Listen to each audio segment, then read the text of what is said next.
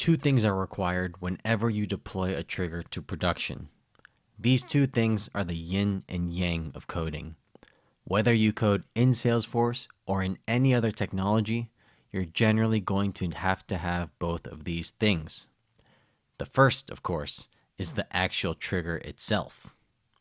The second is the infamous test class. A test class is an Apex class that makes sure your trigger is running properly. It's code that verifies your trigger works.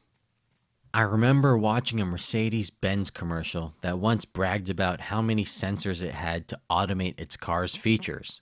For example, an automated braking system. The commercial then took things a step further and then talked about how many other sensors it had just to make sure its original sensors worked.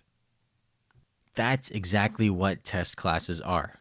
Sensors that make sure your features work. You wouldn't want to have your braking system fail on you while driving, right?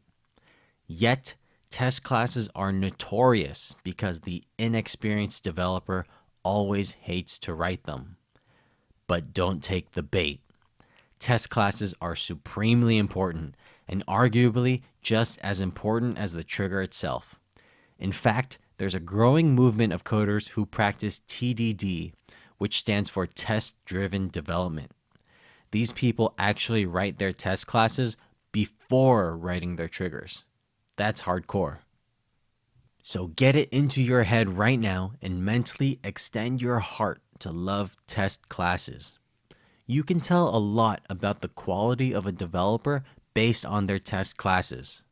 Personally, I enjoy writing test classes more than triggers themselves, and I hope you will too. We'll go into more depth on test classes later on in this module.